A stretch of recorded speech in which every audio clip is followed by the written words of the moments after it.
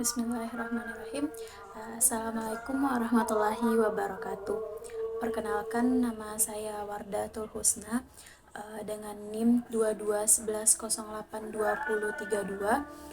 Saya berasal dari kelas 2D TRPL 2D TRPL. Sebelumnya saya mengucapkan terima kasih kepada Bu Dwini sebagai dosen mengampu mata kuliah kecerdasan buatan. Saya saat ini akan mempresentasikan tentang laporan akhir saya tentang aplikasian metode yang ada di kecerdasan buatan. Pada saat ini rujukan saya itu dari jurnal yang berjudul Diagnosis Herd Disease Using Mamdani Fuzzy Inference and Expert System. Yang di sini metode yang digunakan yaitu sistem pakar Mamdani Fuzzy. Untuk pembahasan yang pertama, pembahasan yang akan dibahas pada presentasi kali ini yaitu yang pertama adanya pembahasan tentang jurnal, isi dari jurnal tersebut tentang diagnosis penyakit jantung menggunakan metode yang ada di AI yaitu sistem pakar Mamdani Fuzzy. Yang kedua itu adanya metode AI yang digunakan. Yang digunakan adalah sistem pakar Mamdani Fuzzy. Dan selanjutnya itu hasil dari perimplementasiannya. Yang pertama itu dibahas diagnosis penyakit jantung menggunakan metode AI. Ada jurnal yang dijadikan referensi pada laporan akhir ini yang berjudul Diagnosis Heart Disease Using Mamdani Fuzzy Inference Expert System yang membahas tentang pendiagnosisan penyakit jantung menggunakan Mamdani Fuzzy sistem pakar. Diagnosis penyakit jantung yang tepat sangat penting untuk bertahan hidup. Menurut Mehdi dan kawan-kawan, diagnosis penyakit jantung adalah tugas yang sangat sulit untuk menganalisisnya karena begitu rumit dan perlu keakuratan. Untuk mengatasi masalah tersebut, peneliti menghadirkan sistem yang berbasis logika Fuzzy untuk diagnosis penyakit jantung.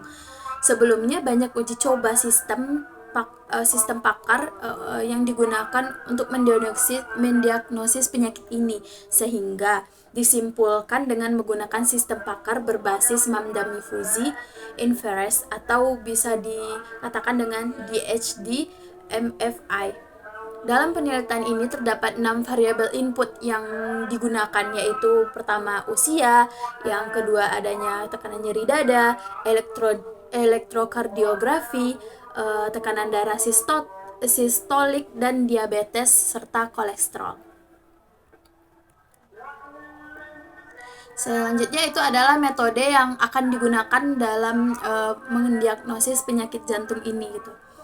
Itu ada metode awalnya penggunaan metode ini yaitu digunakan untuk penyakit kardiovaskular, yaitu digunakan sistem pakar Fuzzy untuk mendiagnosis penyakit kardiovaskular ini gitu. Dan setelah bereksperimen banyak, ternyata di penyakit ini perlu banyak eksplorasi yang lebih jauh untuk penggunaan sistem pakar Fuzzy ini, sehingga dieksplorasilah itu lebih dalam lagi gitu. Tujuan dari sistem ini adalah untuk menyajikan sistem pakar yang aplikatif dan andal untuk diagnosis akut penyakit jantung.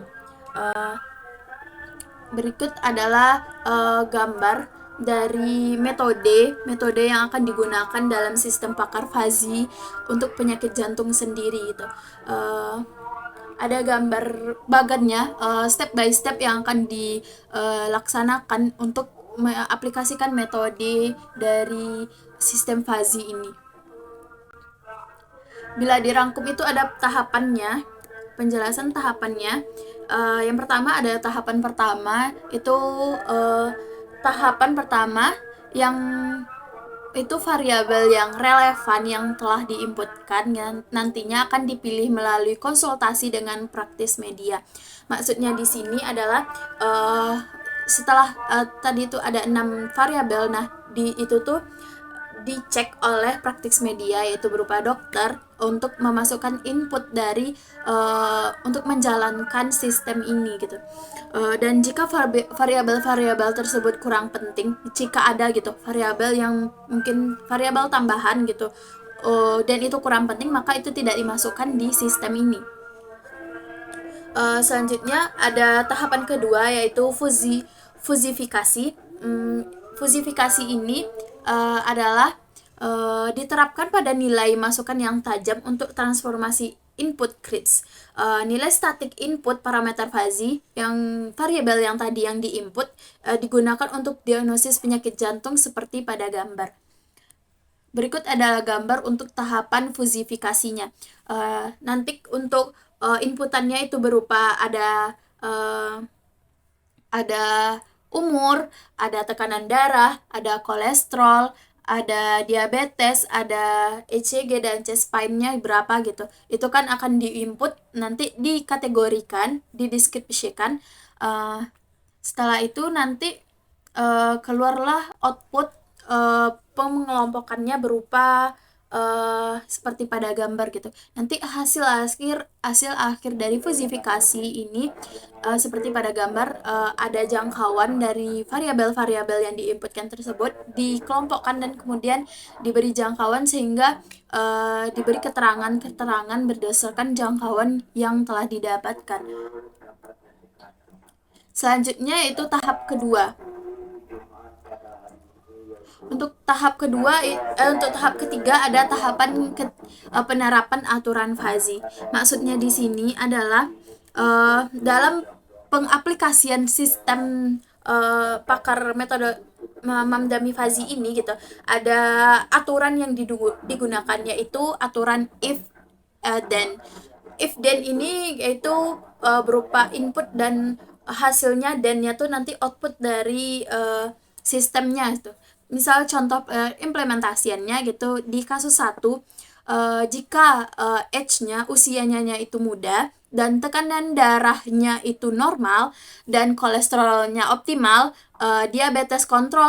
diabetesnya sangat terkontrol, dan dadanya itu nyeri tapi bukan dari jantungnya gitu, dan EKG-nya itu tidak signifikan atau elektro atau gelombangnya tidak signifikan, maka kesimpulannya itu diagnosis dari penyakit jantung itu negatif gitu, berarti tidak adanya penyakit jantung di sana.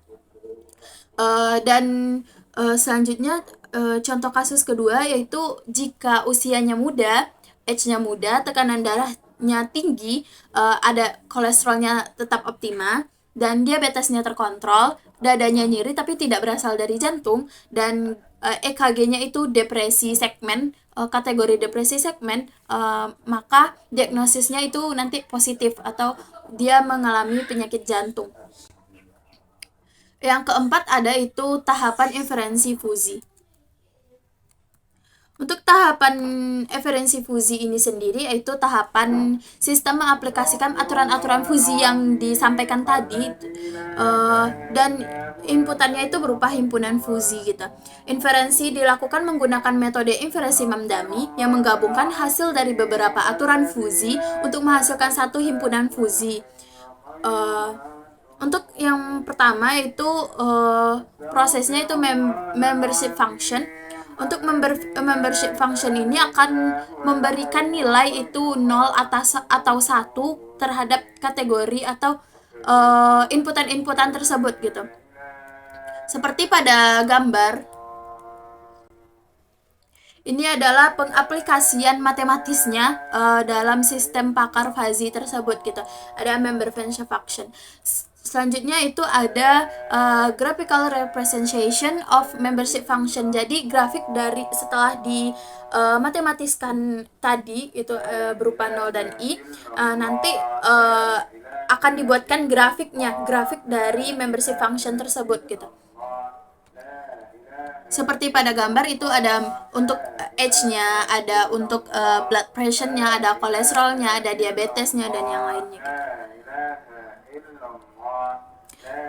Selanjutnya itu ada defusifikasi.